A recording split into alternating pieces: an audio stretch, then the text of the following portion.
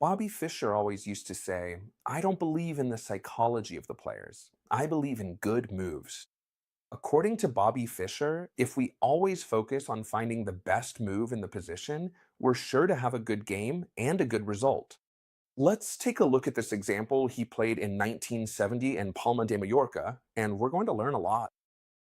He played against Addison with the black pieces, who played the Scandinavian defense.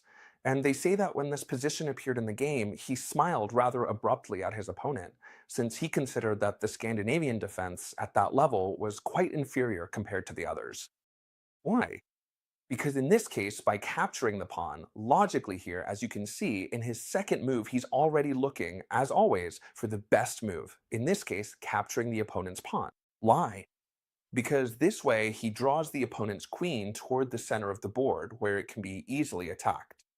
Let's figure out again what the best move would be. In this case, it's almost always best to develop a minor piece. We can develop a minor piece while attacking a queen that has to move away. In this case, in this Scandinavian defense, the queen can go to several places. It can go to e5, d6, or d8, which is what happened in the game. In this case, if we look for the best move again, we'll find that d4 is definitely one of the candidates. There's not always just one good move. There are many, but d4 is definitely a good move. Whenever we can place one of the two central pawns on any of the four central squares of the board, it will always be a good move. Why did Boomer Fischer smile when his opponent played the Scandinavian defense? Alright, as I said, at that level, it's generally not considered very good because it loses a lot of tempo, but at the intermediate level, it works really well. Let's continue with the game. The opponent played knight to f6, and again, we need to look for a good move. There are actually many here. For example, knight to f3, or the one Fischer used, bishop to c4. All he's doing is developing one of his minor pieces and placing it in a good spot. All he's doing is focusing on what really matters and not making moves that serve no purpose. The game continued with bishop to f5. Let me tell you that here there's a slightly stronger move that's considered better nowadays, which is this bishop to g4, and I'm going to explain why. Here, the player with the black pieces would take advantage of the fact that this bishop is well defended by the knight, so now this bishop can't be captured by the queen. Therefore, it's threatening our queen. What should we do? A move like f3 does indeed stop the threat, and also creates a threat for our opponent, but he would simply retreat the bishop. And as you can see, this pawn is really annoying here. It doesn't let the knight develop, and it doesn't let the queen develop properly either. That's why this move is usually not good. So what should we do if they come in with the bishop here? We could, for example, play knight to f3, or knight from g to e2 would also be good moves. However, here, after a move like e6, black would be perfectly fine. They can develop this bishop, which is already well placed. The other bishop can also come out. They can castle, and black enjoys a good position. That's why here, after the move bishop to f5 by black, which isn't a bad move, we can see that there was already a better move, which was bishop to g. Bishop to g4 at least would have put us in more trouble, because it would have forced us to defend the queen. Alright, since nothing is threatening us here, Bobby Fischer thought the normal thing would be to develop my knight. Would that be a good move? Yes, an excellent one. Is there a better one? Yes, and he found it. And do you know what it is? A double attack. Whenever we can make a double attack, we should try to do it, because the double attack is one of the strengths. Most important in chess, if we manage to make a good double attack, we'll be able to control the position well. For example, here we have this queen to f3 available, attacking the bishop and also attacking this b7 pawn, which in turn would attack his rook. The double attack, as I was saying, is one of the strongest tactics in chess. In fact, it's one of the tactics I explain in my new book, The Secrets of Real Progress. You already know that we explain quite a few tactics, eh? For example, you see here the double attack. It's well explained here. You have it in the new book. At the end of the video, I'll tell you more about this book. I don't want to bother you with it right now. So as you can see, with queen to f3, a pawn is being sacrificed. Queen or bishop takes on c2. Is it worth it to sacrifice this pawn? Well, in this case, you should know that taking this pawn would be a Pretty serious mistake, and I'll show you why. If bishop takes on c2, it's true they've captured a pawn, but we would capture another one, and this other one seems way too powerful. The rook is being threatened, so the only move should be knight to d7 so that the queen defends the rook. There's no other way to defend the rook, do you see? And then here we could continue in many ways, but for example, bishop to f4, threatening this pawn. With the queen and the bishop, it should continue. For example, rook to b8, we would capture the one on a7, and no matter what they try here, we could come in to threaten the queen with both bishops, and we would win the queen. And this would be a complete blunder for the black pieces. If you want, you can visualize it yourselves on the board, and you can see that here, after this queen to f3, it would be a bad move to capture the c2 pawn. So what should black do here? Logically, defend the bishop and defend the pawn. There are only two ways to defend both pieces at the same time. One would be to retreat the bishop to its original square. It doesn't seem like the best move, does it? Bringing the bishop to f5 just to move it back on the next turn. And the other option, the one black used, is queen to c8, which defends the bishop and also this pawn. Now, the queen is overloaded. I also explain overloading well in the book. Perfect. So here again, we have to keep looking for the best move, right? How should we continue? Well, now we should develop, for example, this knight and this bishop. If we follow the rule of developing the minor pieces first, we'll be on the right track. It's true that we've made a small exception with the queen because we had a double attack available, but now we're going to keep developing these two, and really whichever two we develop would be a good idea. But let's see, Chesty, if we develop these two pieces, now they can capture this pawn because we no longer have queen takes b7 available. And in fact, Bobby Fischer played bishop to g5, sacrificing this pawn, which the black player now does capture. And it's actually great that they capture it, because that way we can explain why it's not a good idea to take that pawn.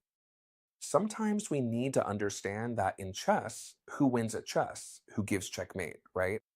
And many times being down a pawn doesn't mean less strength to deliver checkmate. On the contrary, it means the opponent is falling way behind, and their pieces aren't working well. For example, here the game continues with rook to c1, threatening this bishop, which has to move back. And now it's true that we can develop the last minor piece we have left, and let's take a moment to evaluate the position. What difference do you see? I see a huge difference.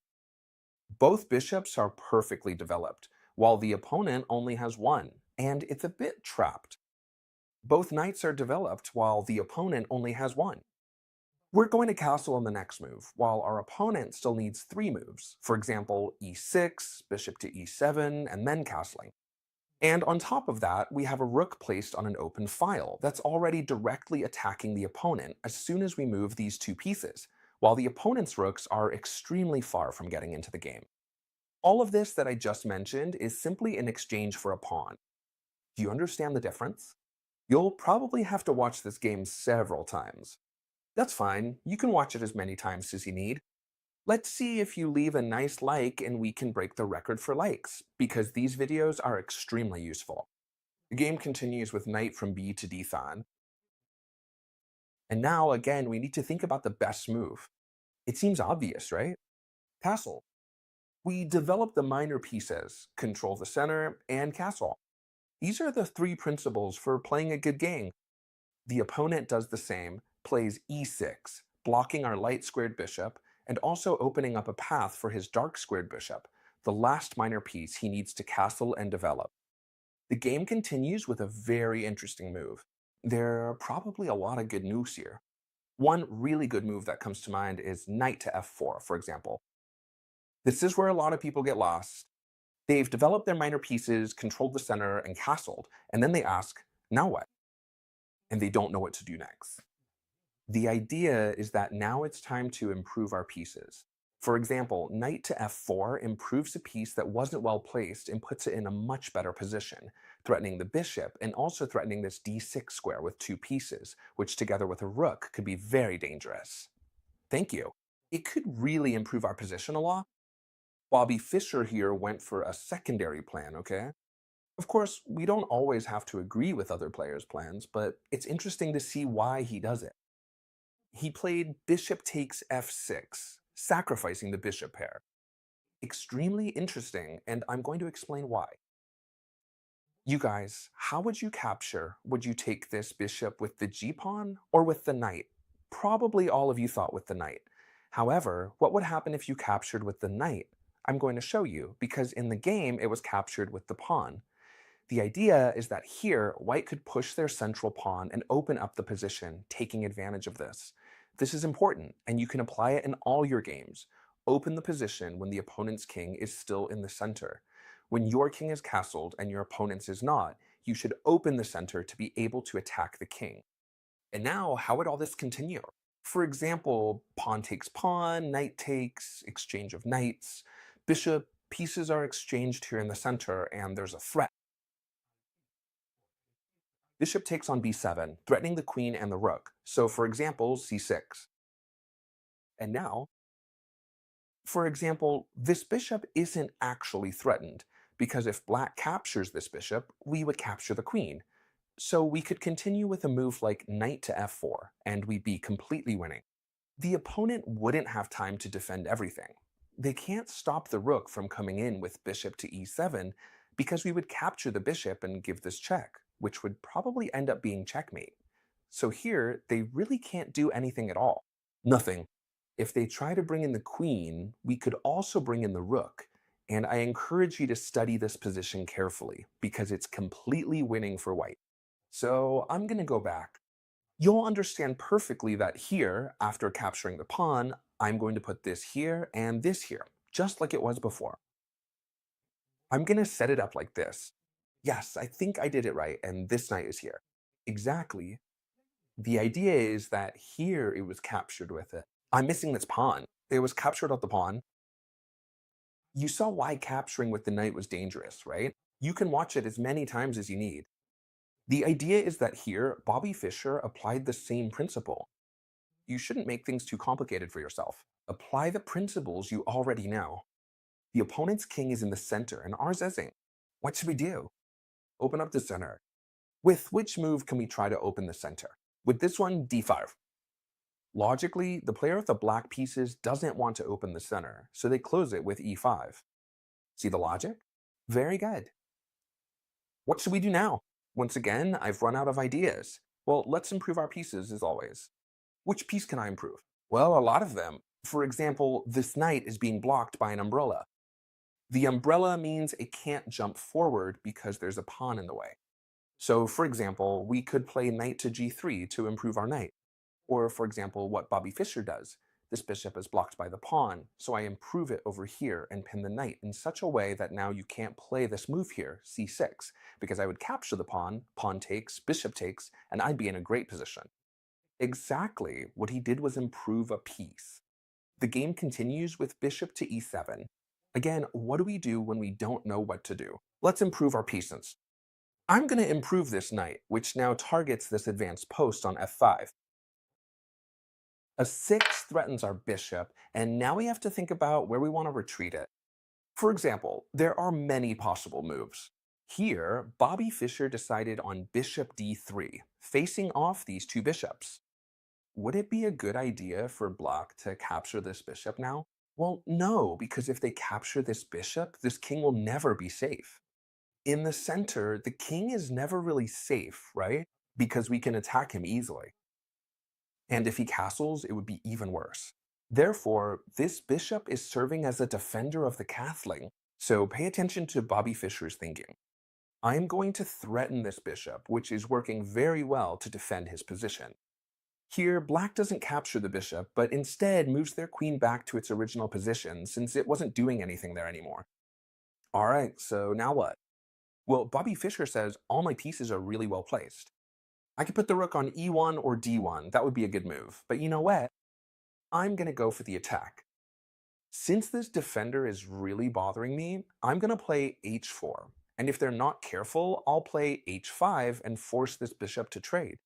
So after the move h4, black realizes it and plays h5. If they notice, nothing happens, but if they do not, then we're threatening their bishop there. And now, well, they keep improving their pieces. Bishop to f4.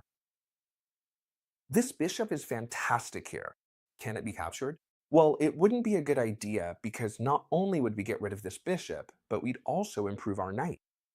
The idea is that black keeps improving their pieces, and we do the same. Look at what black does here. They attack the pawn on d4 with two pieces, with the knight and the queen. Do you know what Fischer does? Exactly the same thing he did with the c2 pawn. What matters to me is in a pawn, what matters is beating you in the game. In this case, I'm going to greatly improve my pieces. He moves the knight from c to e4 and says, if you want to take the pawn, you can take it. In fact, that's what happened in the game. However, now the opponent's pieces are extremely well placed. Sorry, I mean Fischer's pieces. How do we improve the position? This rook that wasn't doing anything, I put it in the center, pin the knight, because the queen is behind it. I forced the opponent to play c6 to defend this knight. And now I keep pressing with the move knight to c3. I'm putting pressure on this knight, which I'm now threatening with 1, 2, and 3 pieces. You're not going to be able to defend that. So here the player with the black pieces says, well, since I can't defend it, I'm going to improve my queen and threaten this b2 square. A good idea for Fischer would be to play knight takes knight, pawn takes knight, and queen takes pawn, right? And it would be a really good position, recovers in the pawn. However, here, Bobby Fischer comes up with a much better move. Feel free to pause the video right now to see if you can find the good move that Bobby Fischer used here to finish off this beautiful victory. I'm going to say it right now. The move was the following. A quality sacrifice. Rook takes d5. He sacrifices a rook in exchange for a knight. Why? Well, let me explain. Because now, logically, black is forced to capture. This is a forced move, otherwise they would have lost a knight. And when they capture, the knight comes in with a lot of force. This knight here in the center attacks the queen, attacks the bishop, and also, when the queen moves, attacks the c7 square with check, and I'm going to take the rook. So it was a temporary sacrifice. Do you get it? Here, the player with the black pieces captured this pawn. It's not a good idea, but going back with the queen wouldn't have helped much either, because the game would have continued as follows. Knight to c7, check. If the king moves away, we would win the queen with check, and I take the queen. And if the king tries to come over here, well, the bishop is here. So we can see that, in fact, the king can't do absolutely anything. Either he goes over here, or he gives up the queen. So here, going back wouldn't have helped him at all, and at least this pawn was captured. And how did Bobby Fischer finish the game? Because it was spectacular. Rook to b8, attacking a queen. The queen doesn't really have anything better. Really, nothing better, I'm telling you. There's nothing better than capturing this pawn, and now, after the move, rook takes on b7, bringing the rook to the 7th rank, and the player with the black pieces decided to resign, and I'll explain why. This bishop is under threat. Rook takes bishop with check, practically winning the game immediately. The idea is that this bishop cannot move away either, because if it does, the game could simply continue with bishop takes on g6, pawn takes on g6, and now knight takes on f6, check. If the king moves, we would give a discovered check, so they are forced to capture. And now, instead of capturing the bishop directly, it is even more precise to play this move here. Queen to c6, check, forcing the king to move either here or here. In both cases, we capture with check, and now, whether the king goes to the e-file or the g-file, we would deliver checkmate on the next move. That's why the player with the black pieces resigned. So for those of you who stayed until the end of the video, you should know that this book, my new book, is available. This copy says resale prohibited because it's my edition. Yours won't have that. You can get it either in physical format like this to receive at home, or also in digital format. I've set the digital format at half price so that everyone who can't afford the physical copy can still get it in digital format, and you can read it just the same. It's the same book on your computer. If you don't know what this book is about, it has 3 parts. In the first part, I show you the difference between those players who manage to progress in chess and those who don't, so that you can understand the difference and make progress yourself. In the second part, I explain tactics to you, all right? So you have it, look. Part 2, the hidden vision of chess. Master Berlot's tactics and 90 others. The book is available in Spanish and English, all right? Both languages are available. And in the last part, you have a massive training section with real game situations, along with the solutions at the end, so you can practice perfectly. So, this book came out 2 days ago, and it's been a complete success. You all are loving it. If you want it, you have it right below in the description. I hope you enjoyed this video. Leave a big like, and I'll see you tomorrow in the next one, friends. Goodbye.